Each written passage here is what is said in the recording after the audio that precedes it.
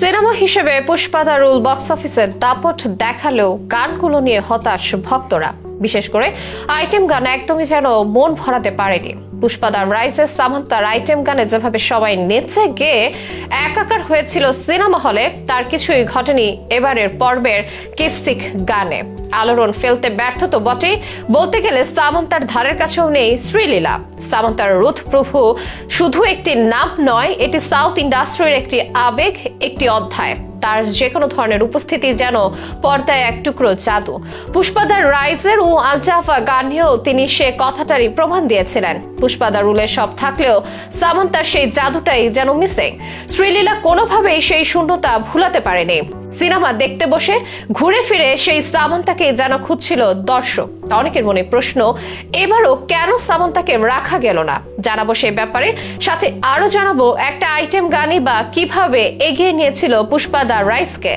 গত 5 ডিসেম্বর মুক্তি পেয়েছে পুষ্পা সিনেমার দ্বিতীয় পর্ব পুষ্পা দ্য রুল। মুক্তি পেতেই ঝড় তুলেছে প্রেক্ষাগৃহে। ওপেনিং ডেতে রেকর্ড করার পর মাত্র তৃতীয় দিনে পৌঁছেছে 500 কোটির ঘরে, যা ভারতীয় সিনেমার ইতিহাসে রেকর্ড। এই সিনেমার দর্শক ও ক্রিটিকদের থেকেও প্রশংসায় ভাসলেও অ্যালবাম নিয়ে অভিযোগ প্রায় সবার কণ্ঠে। গানগুলো যেন একদমই মন মতো হয়নি পুষ্পা দ্য রুলে। বিশেষ করে আইটেম গান নিয়ে প্রত্যাশার পারদ বিন্দুমাত্র মেটেনি। অনেকের ইচ্ছে ছিল আইটেম গানে হই হুল্লোড় করবেন সিনেমা হলে, তবে সেই ফিলটা দিতে পারেনি এবারের গানটা, যেটা দিয়েছিল আগের পর্বের আলজাফা। সিনেমা হলে রীতিমতো স্টেডিয়ামে পরিণত হয়েছিল সেবার। পর্দায় নেচেছিল আল্লু ও সামান্তা, হলে তখন নেচে গিয়ে একাকার ভক্তরা। দুই আইটেম গান কিংবা দুই অভিনেত্রীর মধ্যে তুলনা দিলে তফাৎটা আকাশ পাতাল। পুষ্পা টুতে শ্রীলীলার গানটি সামান্তার আলজাফার মতো সেই মাত্রার ক্রেজ তৈরি করতে পারেনি। যেখানে এক আইটেম গান দিয়ে অনেকখানি এগিয়ে গিয়েছিল পুষ্পা দ্য রাইজ। 2021 সালে যখন সিনেমার আইটেম গানটি প্রকাশ পায়, চমকে গিয়েছিল সবাই। গানটির লিরিক্স থেকে টিউন সবটি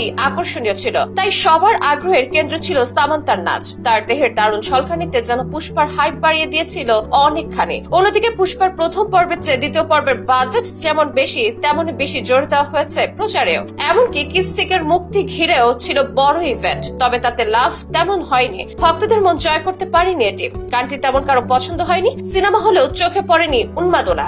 অনেকেই হয়তো মনে মনে ভাবছিলেন, আবারও যদি সামান্তাকে পাওয়া যেত পর্দায়, আলজাফাতে তার চাহনি, স্টাইল এবং আত্মবিশ্বাস এখনো অনেকের চোখে ভাসে। গানটির আইটেম গানের বাণিজ্যিক এমন এক উচ্চতায় নিয়ে গেছে যা অন্যদের জন্য অনুকরণ করা প্রায় অসম্ভব। সামান্তার কারিশমা শুধু তার সৌন্দর্যের মধ্যে সীমাবদ্ধ ছিল নয়, বরং তার অভিনয়ের দক্ষতা এবং চরিত্রের প্রতি নিবেদনও তাকে যেন আলাদা করে তোলে। পুষ্পা সিনেমায় মাত্র একটি আইটেম সং দিয়ে তিনি পুরো সিনেমার এক অনন্য মাত্রা সৃষ্টি করেছিলেন। যারা আজও সেই সিনেমাটি দেখেনি, তারাও হয়তো এই গানের কথা শুনে সামান্তার নাম মুখে মুখে বলে। সামান্তা যেন পুরো ভারতীয় সিনেমা জগতের এক উজ্জ্বল নক্ষত্র। তার নাচেই 2021 সালে সেই আলজাফা গানটি ঝড় তুলেছিল নেট দুনিয়ায়। তেলুগু ইন্ডাস্ট্রির গণ্ডি পেরিয়ে গোটা বিশ্বেই সাড়া ফেলেছিল সেই গান, যে গানের সঙ্গে সামান্তার নাচে মজেছিলেন নেটিজনেরা। এবারও অবশ্য সামান্তাকেই নাকি চেয়েছিলেন নির্মাতারা, তবে সামান্তা এবার নাকচ করায় কম পারিশ্রমিকেই আনা হয় শ্রীলীলাকে। তবে শ্রীলীলা পারলেন না ঝলক দেখাতে। এতে আরো একবার যেন প্রমাণ হলো সামান্তার তুলনা কেবল সে নিজেই।